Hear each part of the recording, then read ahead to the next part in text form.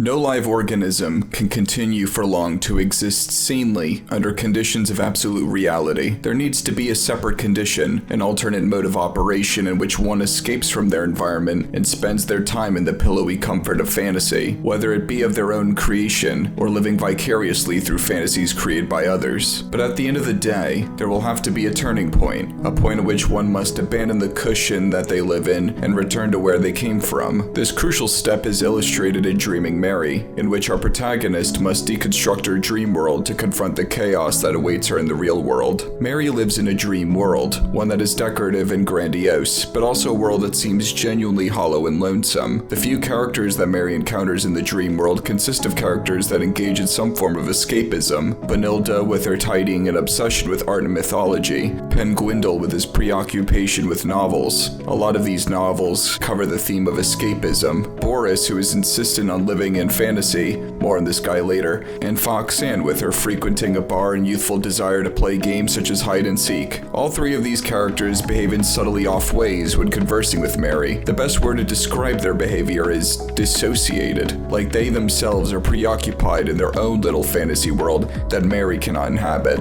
Over time, as the player continues to help Mary's friends out, one would begin to realize that despite the pillowy saccharine world that Mary inhabits, there is an ominous undercurrent of something far more insidious at play. This fantasy world does not seem like a casual utility, but a dire necessity, something that Mary and her fantasy friends cannot live without.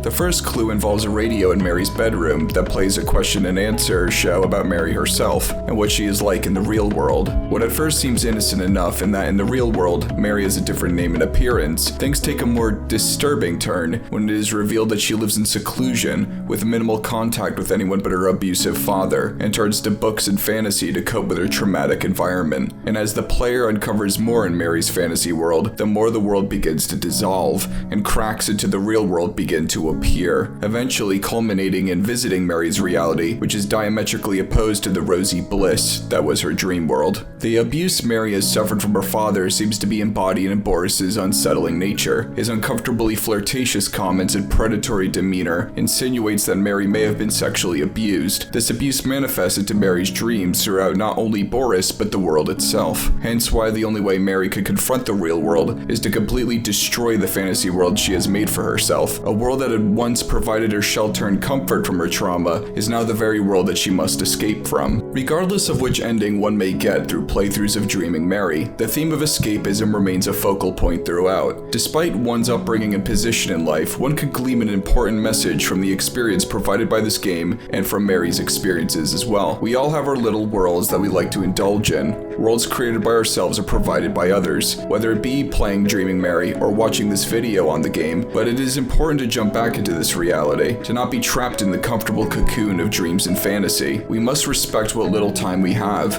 We must fight back from entropy. We must break free, spread our wings, and fly. No live organism can continue for long to exist sanely under conditions of absolute fantasy.